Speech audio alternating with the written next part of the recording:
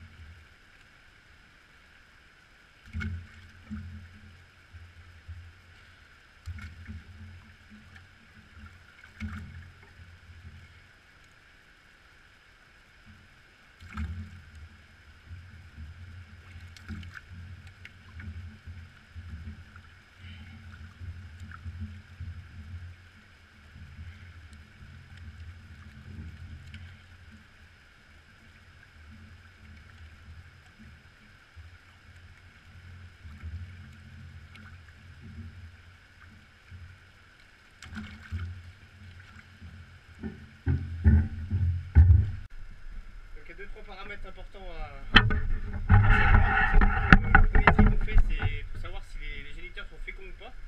Donc vous allez trier tous les poissons qui ne vont pas pondre cette année ou qui ne vont pas produire de sperme, avec ceux qui sont prêts à pondre. Donc là, les ponds ont déjà commencé depuis 2-3 semaines, ça veut dire que tous les poissons qui devraient être féconds sont féconds. Donc j'ai déjà plus besoin de trier les poissons qui ont des œufs mais qui ne sont pas prêts à pondre que ceux qui ont des œufs et qui sont prêts à pondre. Donc ça c'est déjà un gros avantage, ça vous permet d'avoir que 2 bassins au lieu d'en avoir 3. Et donc voilà. Ensuite, ce qu'il faut retenir pour ces géniteurs, c'est que les femelles généralement on les passe presque toutes. Ou alors si on les passe pas, enfin on les passe quand même, mais on jette les œufs s'ils sont vraiment pas bons. Et d'une manière générale on les passe vraiment toutes. Les points importants à retenir, c'est que c'est des géniteurs qui vont avoir 2 à 3 ans. Si vous prenez des géniteurs plus vieux, vous risquez d'avoir de la mauvaise qualité sur les œufs ou sur le sperme. Et si vous prenez des géniteurs trop jeunes, la première pente est généralement plus mauvaise que la deuxième. Et aussi, vous allez avoir tout simplement le risque qu'ils sont pas prêts à pondre, qu'ils sont pas féconds, qu'ils sont trop jeunes. Les autres paramètres importants, c'est que ce qu'il faut savoir, c'est que les œufs que vous allez produire, les caractéristiques donc des nageoires, des couleurs, de la forme, la morphologie, tout va dépendre de leur géniteur. C'est-à-dire que si vous allez aujourd'hui faire de la ponte avec des poissons qui sont tordus ou qui n'ont pas de couleur, qui sont vraiment pas jolis, et bien dans les années qui suivent, vous aurez que des poissons qui ressemblent à vos géniteurs, c'est-à-dire que vous avez des poissons qui n'ont pas de couleur, qui sont petits, qui sont tordus et qui sont vraiment pas beaux.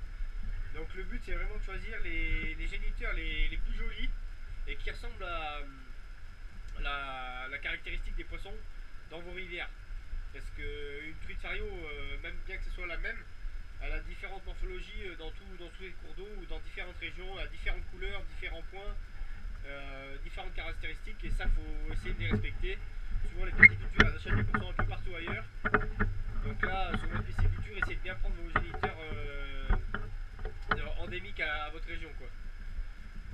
Donc ça c'était le deuxième point important, c'est de choisir des géniteurs qui vous ressemblent dans la région où vous êtes, donc par rapport à la morphologie, la couleur. Ensuite il va falloir vraiment prendre des jolis géniteurs, typiques truites par exemple les mâles. En général le tri va se faire sur les mâles, puisque les femelles comme j'ai dit tout à l'heure on va toutes les prendre.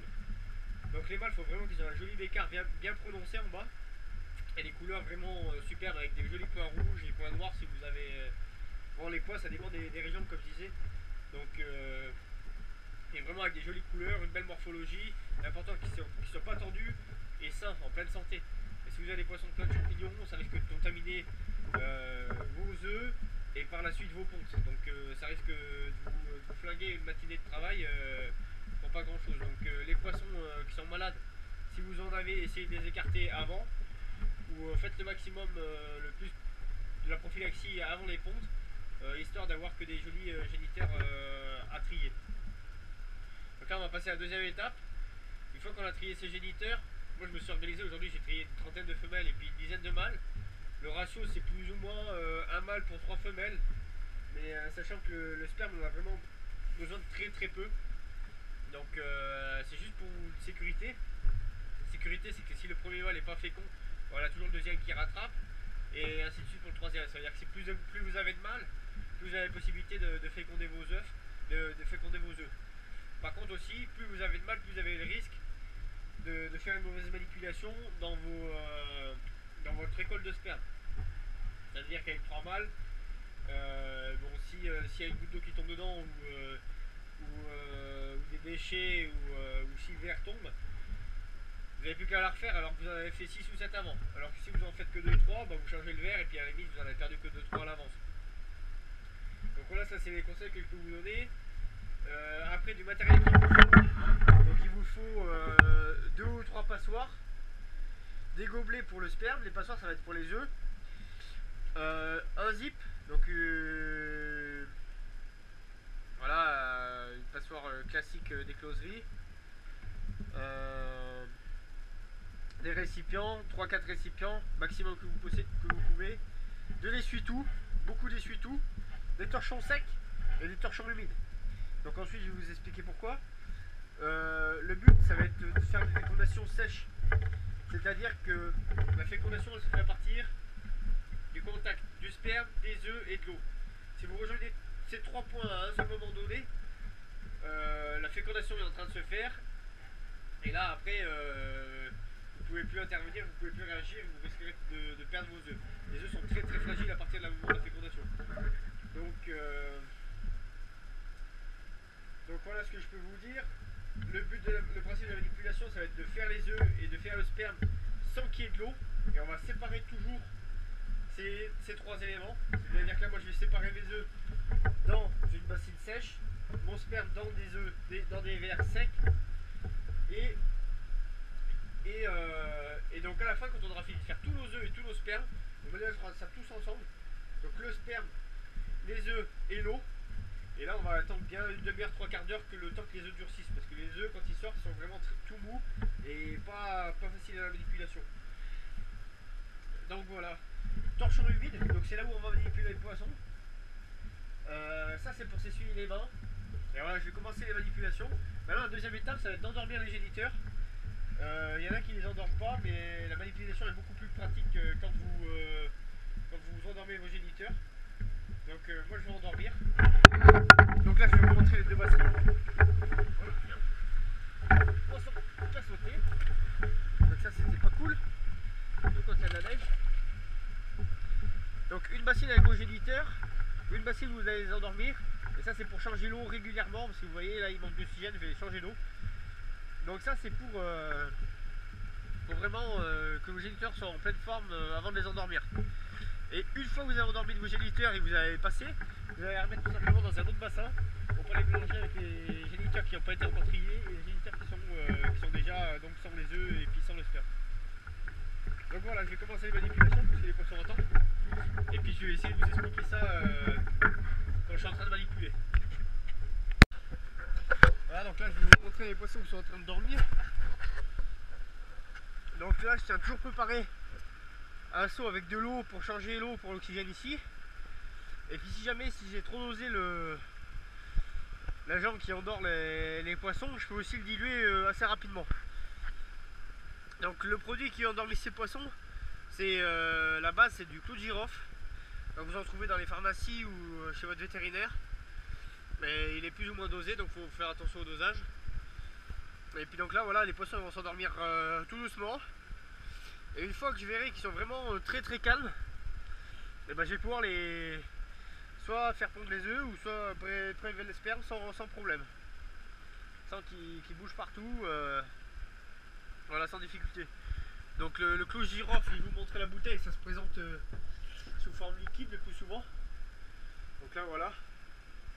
Donc le nom le plus connu c'est le Génol. Donc là voilà, mais si vous demandez de toute façon votre vétérinaire, il vous donnera, c'est pas un produit qui est interdit ou méconnu. Donc voilà, là je vais vous montrer les poissons, ça commence à dormir. Après le dosage il se fait souvent par expérience. Faut pas que vos poissons ils mettent trop longtemps à s'endormir, faut pas qu'ils s'endorment tout de suite non plus, ça veut dire qu'il est vraiment trop dosé. Et sachez que si vous laissez vos poissons dans la bassine là où il y a le génol, donc si vous le laissez trop longtemps il peut aussi mourir, hein, donc là faut faire vraiment attention, faut écourter la manipulation le maximum de temps possible, que le poisson soit le moins stressé possible et donc qu'il puisse survivre à la manipulation, quoi. Vous le remettez dans le bassin après sans problème. Pour ce qui est de la préparation du bassin, moi je l'ai pas fait aujourd'hui parce que l'eau elle est assez froide, elle est quand même assez oxygénée et c'est quand même assez bien d'oxygéner vos bassins, que ce soit dans le bassin où vous prélevez, donc celui-là, ou que ce soit dans le bassin où vous allez remettre les poissons, donc celui-là. Donc même moi je leur évite une manipulation. Il y en a beaucoup qui utilisent une troisième bassine avec de l'eau et un oxygénateur pour les réveiller. Moi je les laisse se réveiller tout simplement dans leur bassin, ça leur évite une manipulation de plus et puis ça marche tout aussi bien. Par contre c'est vrai que ça marche encore mieux si vous avez un oxygénateur sur le bassin et là ça leur permet de reprendre du peps un peu plus rapidement que moi. Et bon, avec l'eau froide, comme je vous dis, il n'y a pas de problème. Parlons du froid, il faut vraiment éviter de se manipuler dehors quand il fait aujourd'hui des négatifs comme -5, -6. Le mucus risque de geler sur le poisson, et puis là c'est presque la mort assurée, hein. Le mucus est très important, comme vous savez, sur les poissons. Donc voilà ce que je peux vous dire. Moi je me suis préparé une petite salle chauffée, donc vous voyez j'ai un petit chauffage qui permet de ne pas avoir une grosse écart de température. Je suis pas non plus à 20 degrés dedans, mais je dois être à 0, ce qui me permet de manipuler les poissons sans qu'ils aient de problème par la suite, et puis moi déjà de ne pas avoir trop froid, et puis de faire les choses correctement. Donc là on va attaquer les manipulations, je pense que mes poissons sont prêts. Et puis après dans l'organisation, essayer d'avoir un rythme. Moi j'ai le rythme, là je fais la vidéo, donc je commence à 3 poissons. Et souvent je pars sur 4-5 poissons selon le rythme que je prends la matinée. C'est-à-dire que vous allez en manipuler un, quand vous allez revenir vous allez en remettre un à endormir.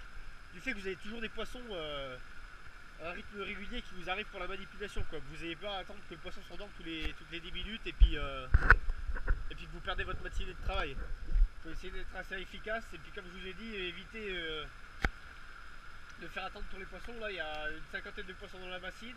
Change-le régulièrement, mais le mieux c'est d'avoir un maximum de bassines possible ou alors un grand bac avec de l'oxygène.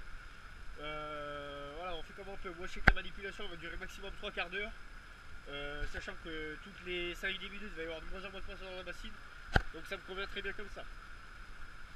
Voilà, donc je vais commencer les manips, je vais vous laisser regarder et puis voilà, je vais essayer de vous donner un maximum d'informations, comme ça vous pouvez essayer de le faire vous-même à la pisciculture ou tout simplement pour essayer de faire des projets ou si ça vous donne envie de travailler dans une pisciculture, ou d'être apprenti ou ouvrier ou de faire quelque chose vous-même chez vous, si vous avez 2-3 bassins avec quelques poissons.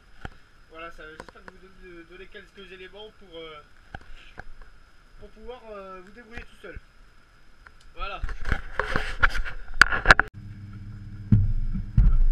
Donc là, les poissons ne sont pas vraiment endormis, mais je veux juste vous montrer la différence entre un mâle et une femelle. En fait, tout à l'heure je vous expliquais qu'il faut vraiment bien trier vos géniteurs. Là, j'espère que vous allez bien voir la caméra. Je vais vous montrer les différences. Donc là, en haut, vous avez un mâle. Donc vous allez voir, il est un peu plus foncé que la femelle.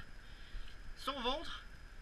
Et la bouche du bas vraiment bien allongée. Ça, c'est ce qu'on appelle un bécard chez un mâle. Donc ça, ce sont 2 truites fario. Vous pouvez les reconnaître parce qu'elles sont assez brunes, avec les petits points rouges.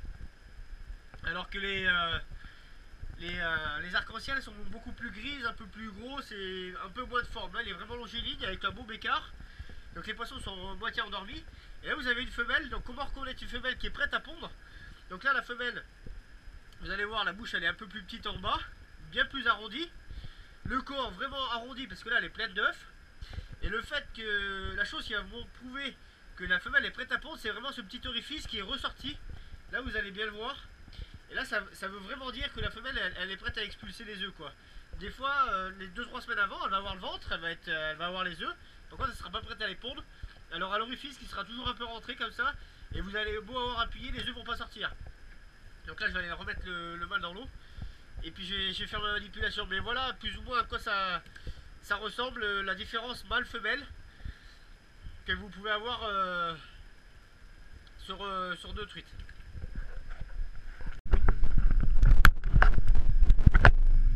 Donc là je vais continuer avec la femelle que je vous ai présentée.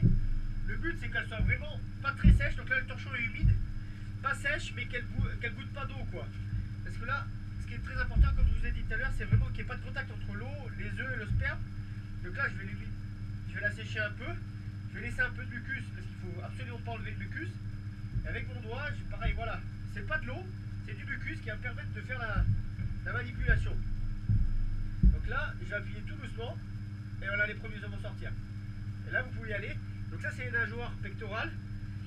Tout là c'est les organes génitaux, les œufs mais aussi les organes génitaux. Donc il ne faut vraiment pas appuyer ici, derrière les nageoires pectorales et jusqu'à l'orifice. Et donc là vous pouvez appuyer, faire les allers-retours comme ça, vraiment très doucement,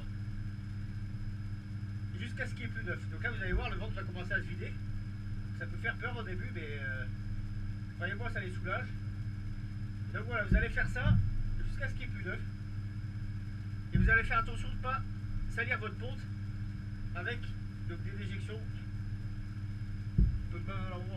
Malheureusement, ça peut malheureusement arriver.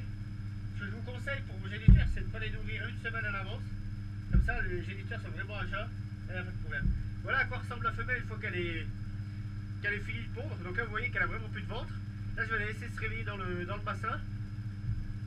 Et voilà, ce qui est pas important, c'est que la manipulation a été faite sans eau, avec du mucus. Donc là, la truite garde toujours son mucus, ça c'est très très important.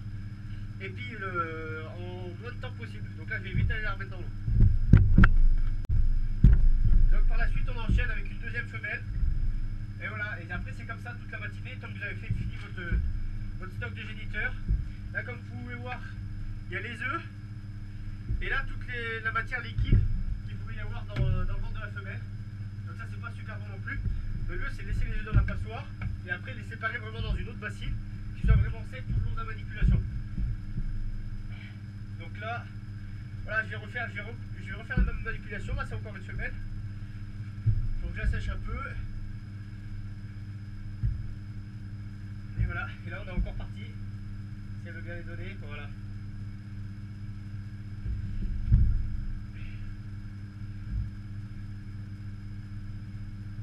Toujours derrière les pectorales.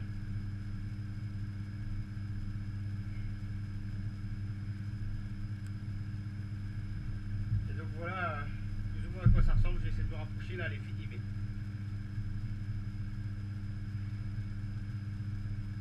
et voilà. Là je vais vous passer un mâle. Donc mon celui-là il a des petites couleurs. Donc pour les caractéristiques, comme je vous ai dit tout à l'heure, vous fiez pas à ce que le poisson soit gros, à ce qu'il soit grand. L'important c'est qu'il soit fécond pour les pontes. Ça sert à rien de trier du poisson parce qu'il est beau et gros. Au final vous arrivez sur la table de tri et puis il n'a pas de sperme parce qu'il n'est pas fécond. Donc l'important c'est vraiment qu'il soit fécond et qu'il ait les caractéristiques de votre environnement. Donc là pour les mâles c'est encore plus important que les œufs, qu'il n'y ait vraiment pas d'eau. Parce que les œufs peuvent vivre dans l'eau. Par contre le sperme une fois qu'il a touché l'eau, il a une motilité de 30 secondes et puis une durée de vie de peut-être une demi-heure. Donc là il faut vraiment faire attention. Donc là pareil, même manipulation que pour la femelle. Par contre que c'est un peu plus délicat. Voilà, parce qu'il n'a pas l'orifice qui ressort. Et voilà, il a donné son sperme. Donc là je vais aller le remettre. Et voilà, premier petit mâle. Je vais aller en chercher d'autres. Puis on va continuer. Là pour la récolte du sperme, moi j'utilise des petits verres, ça va très bien. Je mets 3 ou 4 mâles dans un verre et puis j'en fais 2 ou 3 selon mon nombre de femelles. Donc il faut toujours bien compter. Moi je suis en train de compter mon nombre de femelles que j'ai passées et le nombre de mâles. Ça vous permet après de travailler sur ordinateur vos données. Donc là voilà, lui il va pas me donner de l'eau et de la pisse, il va pas donner grand chose, je pense. Voilà. Donc là, comme je vous disais avant, c'est pour ça que je préfère en mettre que 3 ou 4 mâles par verre. Parce que comme vous venez de le voir, celui-là il n'a pas donné, il m'a juste sali le verre.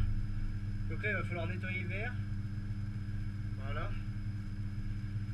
Là si vous en avez fait 8 avant, vous êtes content quoi. Il vous a pourri le verre et puis il n'avait pas donné. Donc c'est une chance pour que votre sperme ne soit pas fécond à l'arrivée. Donc il vaut mieux changer quoi. Moi là je vais pas le changer parce que j'en ai fait qu'un avant. Je vais en mettre 2-3 par dessus. Et puis je vais faire un autre verre après.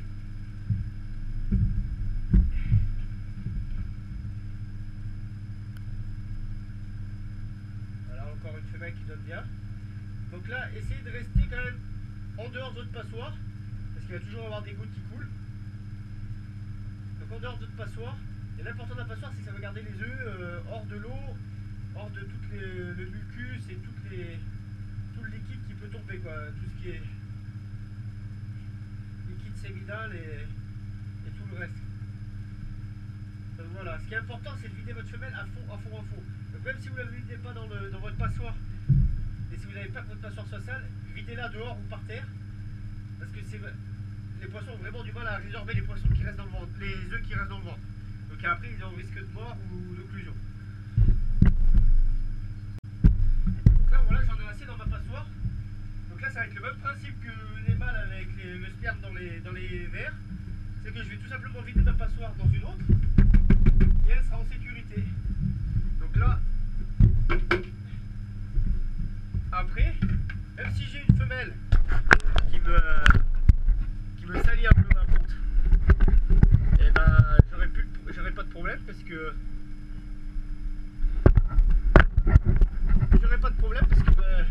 la passoire sera vide.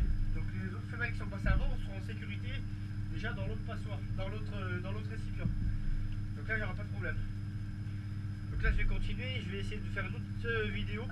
Je sais pas si vous avez bien vu les mâles ou même les femelles d'ailleurs. C'est la première fois que je cadre avec cette caméra. Donc voilà, là j'ai encore des poissons qui sont d'armes.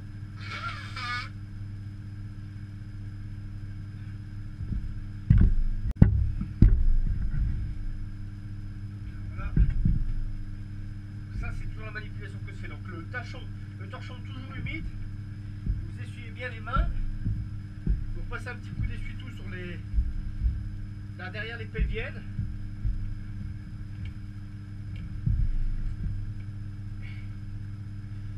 Et puis donc après, c'est parti. Allez-y doucement pour les premiers œufs, hein, puisque l'orifice s'habitue au passage, et après vous pouvez y aller. Voilà.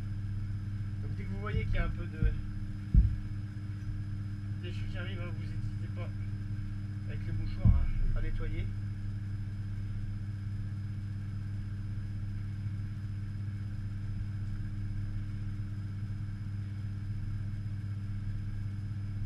Voilà.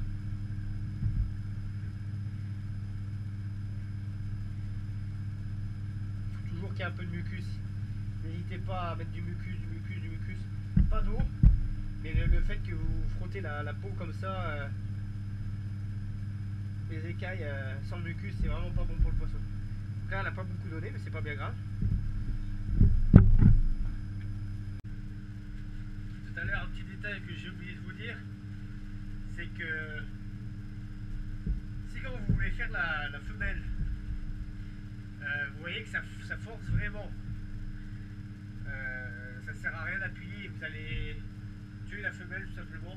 C'est qu'en fait elle est bouchée. Ça arrive pas souvent, ça arrive peut-être une femelle sur 20 ou sur 30, mais ça se peut qu'elle soit bouchée. Et donc malheureusement elle va garder les œufs hors d'elle et vous pouvez rien faire du tout. Donc ça sert à rien d'appuyer vraiment forcer. Deuxième cas, c'est que si vous forcez et que vous voyez qu'elle contracte, là ça sort pas du tout. Là ça sert à rien d'appuyer aussi, c'est qu'elle n'est pas assez endormie. Donc vous vous remettez à dormir et vous reprenez la manipulation. Mais à partir du moment où ça force, si vous voyez que le poisson est vraiment pas endormi ou s'il y a quelque chose qui ne va pas, soit vous remettez le poisson à dormir, soit vous n'incitez pas, vous passez à un autre poisson. Et ça sert à rien de faire mourir un poisson pour une manipulation. Voilà. Voilà, donc on se rejoint maintenant pour la fécondation. Donc là j'ai passé toutes mes femelles et tous mes mâles de ce matin, le géniteur. Donc comme vous avez dit, j'ai différents verres, donc j'ai 2 verres de sperme. Et là j'ai tous mes œufs secs. Donc ce qu'on va faire, c'est qu'on va tout simplement mélanger mon sperme avec les œufs, comme ça. Le premier verre, le deuxième verre. On va bien mélanger. Voilà. Faire quelque chose d'homogène. Et puis ensuite on va rajouter l'eau. Donc là voilà. Une fois qu'on a rajouté l'eau, on va venir tout simplement tout mélanger tout doucement. Histoire que le sperme féconde vraiment tous les œufs de la bassine.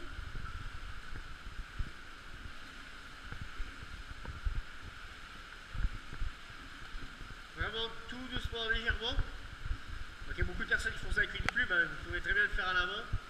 Si vous êtes un peu soigneux comme ça. Voilà. Et là vous laissez reposer une demi-heure à 3/4 d'heure. Donc ça, c'est le temps que les œufs durcissent. Et après vous avez environ 1 à 2 heures pour les mettre soit dans une armoire, soit dans un incubateur, selon le système que vous avez. Donc voilà, j'espère pas avoir oublié grand chose. Je vous rejoins tout à l'heure après les 3/4 d'heure pour faire le comptage des œufs, pour savoir combien vous avez fait d'œufs. Et puis après on aura fait le tour d'une ponte en fait. Je vous montrerai comment on compte les œufs. Et puis comment on les installe dans une armoire. Moi j'ai une armoire américaine, donc c'est ce style là. Là j'ai déjà des œufs qui sont en incubation, donc c'est des tiroirs, l'eau coule, l'eau arrive d'en haut, elle passe dans les tiroirs par un espèce de flux. Selon comment les tiroirs sont fabriqués, le flux passe de en bas et remonte en haut et ressort de l'autre côté. En fait ça passe de tiroir en tiroir juste en bas. Donc, je vous montrerai comment installer les œufs là-dedans, c'est pas bien compliqué. C'est juste une grille, il faut poser les œufs dedans. Il faut juste vraiment bien les écarter histoire que le flux d'eau soit le même plus ou moins partout. Donc voilà, on se rejoint tout à l'heure. Moi je vais aller ranger mon matériel, le désinfecter, ça c'est super important entre chaque ponte. Désinfecter son matériel, le ranger, et puis voilà. Donc là je reprends un peu la vidéo pour vous donner un petit conseil, quelque chose que je fais à chaque fois. Après une manipulation, ce qu'on a en pisciculture et qui est un peu cher en quantité, mais ça vaut vraiment le coup de le faire, c'est passer un petit coup de sel après sur vos géniteurs. Je sais qu'il y en a que justement tout à l'heure je vous ai parlé d'une 3e bassine où ils faisaient réveiller les poissons avec de l'oxygène après la manipulation. Je sais qu'il y en a beaucoup qui mettent du sel dans cette bassine là. Moi ce que je fais, vu que je réveille mes poissons dans le bassin, directement dans le bassin en fait, bah, tout simplement aussi je traite le bassin ensemble juste après la manipulation. Donc j'ai vérifié que tous mes poissons étaient réveillés. J'ai ramassé 2 morts sur une 50aine de géniteurs que j'ai passé. Donc c'est plus ou moins normal on va dire. C'est mieux quand ça se passe sans casse, mais il y a souvent une femelle qui résiste pas, ou un poisson qui a été bouché, ou un mâle qui a moins résisté que l'autre à l'endormissement. Donc là je vais vous passer vite fait un coup de caméra sur le bassin pour vous montrer que tous les poissons, voilà, ils sont vraiment bien réveillés. Donc, je sais pas si vous les voyez tous. Là il y a encore 2 poissons qui comatent. Donc là ils vont pas tarder de se réveiller. Il y en a encore un 3e là. c'est les vraiment derniers poissons qui se réveillent. Donc ça s'est vraiment bien passé. Là, je vais tout simplement leur mettre un petit coup de sel. Voilà, donc il y en a qui respectent les doses et après il y a vraiment des dosages. Après, si vous voulez vraiment traiter le bassin au sel, mais moi je le considère pas vraiment comme un traitement. C'est vraiment le but, c'est que tout le bassin prenne un petit peu de sel.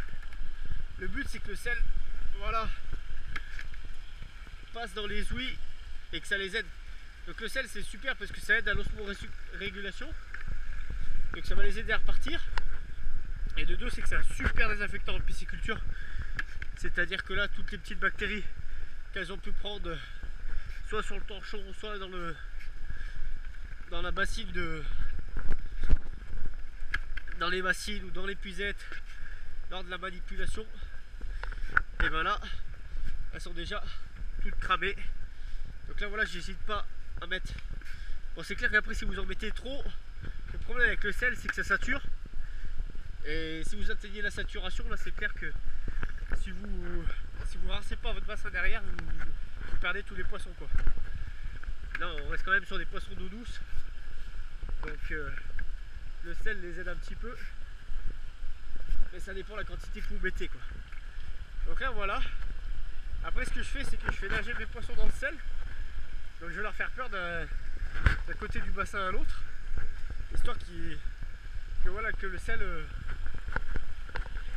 se partage un peu partout dans le bassin. Qu'il passe aussi dans les ouïes, vraiment dilué, bien sûr, parce que si vous mettez du sel directement sur la peau, c'est vraiment agressif. Ça risque de leur bouffer le mucus.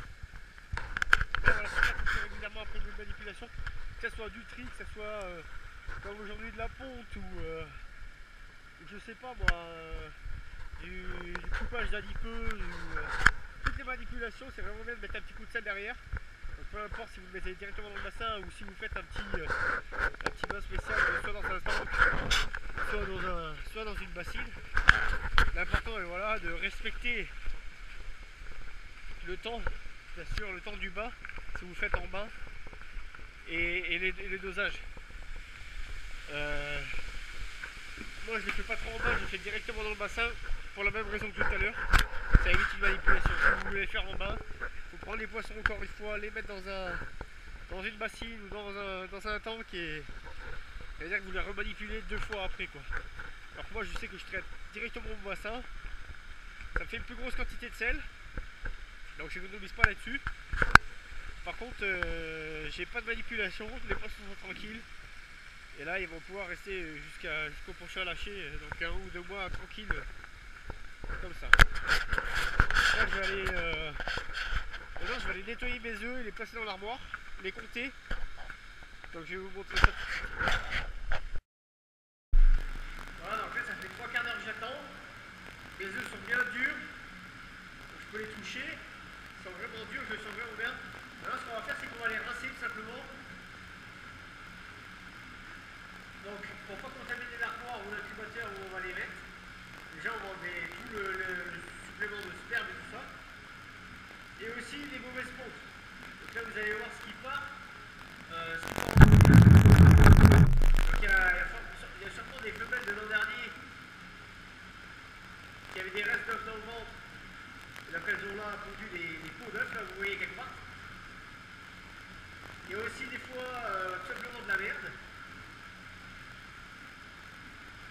Et aussi, ça arrive des fois des mauvaises pompes, c'est-à-dire des femelles qui avaient des œufs vraiment pas bons et qui ne sont pas fécondés. Donc là on va le rincer peut-être une dizaine de fois, vraiment que l'eau soit vraiment claire après dans les œufs, et après on va les installer dans l'armoire.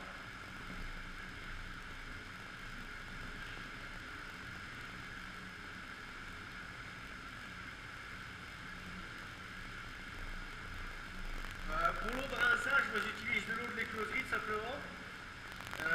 Essayez par contre qu'il n'y ait pas trop d'écart de température avec l'eau que vous ayez eu pour les pontes. Je crois qu'on regarde à des écart de maximum 5 degrés. Voilà.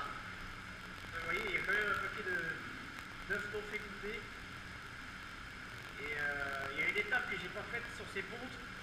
Normalement, vous pouvez directement tester les œufs des femelles en fait dans un seau d'eau.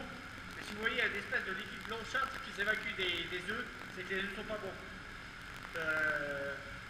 Moi, à chaque fois que je l'ai fait, j'avais vraiment très peu de femelles qui avaient ce problème. Donc du coup, je fais plus les tests et je préfère bien rincer les œufs que de perdre du temps à tester les femelles. Là, voilà, on voit qu'il y a encore des œufs blancs. Donc les œufs blancs,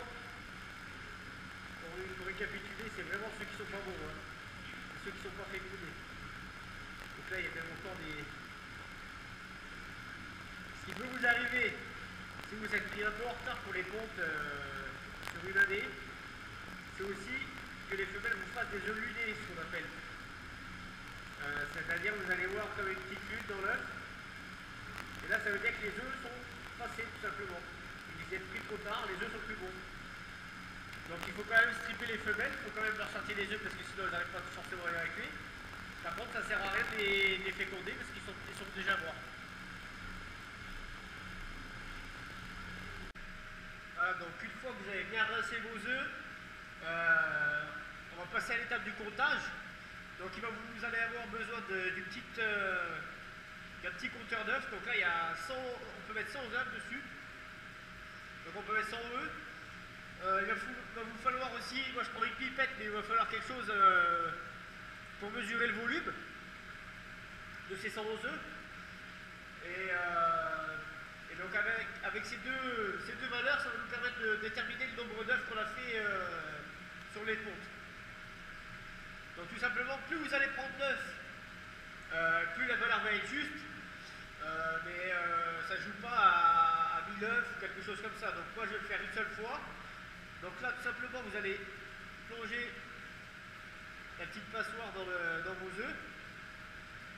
Et vous allez faire attention que tous les trous soient bouchés par les œufs et qu'il n'y ait pas non plus d'œufs sur les autres œufs, quoi. Qu'il y ait vraiment 100 œufs sur la passoire.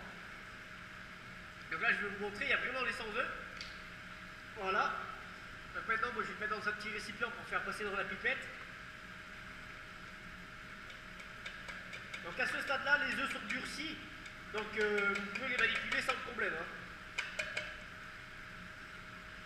Donc voilà. Après je vais mettre mes 100 œufs dans la petite pipette pour regarder le volume.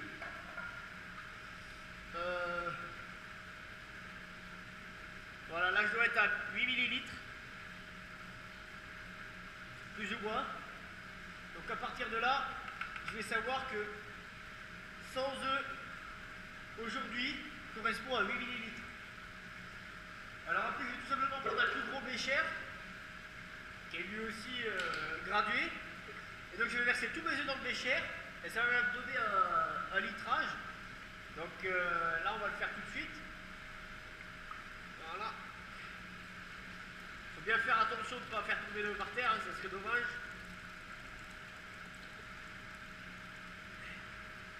Voilà. Donc là, il y a tout dans le bécher. Et donc vous allez tout simplement regarder combien de millilitres vous avez fait. Donc là, il y a 1200, donc il y a 1 litre d'eau, 1200 millilitres. Donc ça va vous permettre de faire le calcul avec le nombre d'œufs par millilitre et votre volume total. Donc là après je vais les mettre dans l'armoire, je vais vous montrer aussi comment ça se passe. Voilà, donc là il faut faire attention parce que il y a les œufs d'avant qu'il ne faut vraiment pas bouger. Une fois qu'ils ont été mis en incubation, les œufs, il ne faut vraiment pas les choquer, hein. Donc là, je vais vous montrer un petit coup de caméra, mais vous n'allez sûrement pas voir. C'est les œufs que j'ai fait toute la semaine. Voilà. Donc nous, le système c'est une armoire américaine. Donc l'eau elle arrive en haut, elle ressort en bas. Donc on va se tirer un tiroir. Voilà. Donc là vous allez avoir une grille. Le courant arrive par l'arrière, il ressort par surverse ici et il retombe dans celle du dessous. Donc moi ce que je vais faire c'est que je vais tout simplement verser mes œufs sur la grille. Donc là voilà, il y a tous mes œufs qui sont dedans. Et après ce qui est super important, c'est vraiment de bien tous les écarter. Voilà, de faire quelque chose d'assez régulier pour que la courantologie entre les œufs soit optimale. Donc la courantologie et puis l'oxygénation. Ce qu'il faut savoir sur les œufs, c'est que ça serait bien que ça ne dépasse pas les 3 rangées. 2 rangées, c'est déjà bien tassé. Là j'en ai 2. Donc voilà, après c'est à vous de vous adapter à vos systèmes. Moi ce que je vais faire encore, c'est que je vais enlever les œufs blancs. Donc je vais tout simplement prendre une petite pince comme ça que j'ai désinfecté à l'avance. Et puis je vais virer les œufs blancs. Ça va éviter la prolifération de champignons. Donc là c'est la prolédiose. Hein. Voilà. Toutes les petites peaux que je peux voir encore. Et puis donc je vais tout simplement la repousser en évitant de les bouger au maximum parce que là ils sont assez bien. Ce qu'il faut faire attention dans ces armoires, c'est vraiment de la pousser au maximum parce que l'eau arrive de par derrière. Ça veut dire que si vous laissez un peu le tiroir trop devant, l'eau passe pas dans votre tiroir et les œufs sont tous morts quoi. Donc là il me reste un tiroir vide pour demain et puis après je devrais avoir fini mon bassin. Donc voilà. J'espère que ça vous aura servi. Tout ce que j'ai pu vous expliquer, j'ai sûrement oublié des choses. Ça, vous pouvez me demander dans les commentaires. Et puis, je vous répondrai par la suite. Maintenant, une étape super importante de toutes les manipulations, c'est la désinfection du matériel. Nous, ici en Suisse, on utilise du Virkon S. En France, il y a sûrement d'autres produits, mais ça marche très très bien. Et je vous encourage à vraiment respecter toute cette prophylaxie. Que ça soit vraiment en écloserie, mais l'écloserie pour moi ça commence à partir des pentes, donc, et au-delà de ça, ça commence avec les géniteurs. Donc comme je vous ai dit auparavant, n'hésitez pas à traiter vos géniteurs, histoire d'avoir des géniteurs sains dès le départ. Et puis et voilà, respectez vraiment tous les dosages, les traitements, et désinfectez tout votre matériel à chaque fois le plus régulièrement possible. Que ce soit la salle de travail ou le matériel en lui-même, ou vous-même les mains. Moi, je vais vous montrer une grosse bassine, voilà, avec du désinfectant. Le désinfectant je change toutes les semaines et tout mon matériel est vraiment trempé. Regardez la petite pince, voilà, c'est tout trempé dans du désinfectant. Donc voilà, je vous ferai peut-être une vidéo pour ce qui est du tri, ou sûrement d'autres petites vidéos sur l'aquaculture. Donc si ça vous intéresse, vous me le mettez dans les commentaires. Si ça vous intéresse pas, j'en ferai pas. Vous-même, je le fais pour moi-même.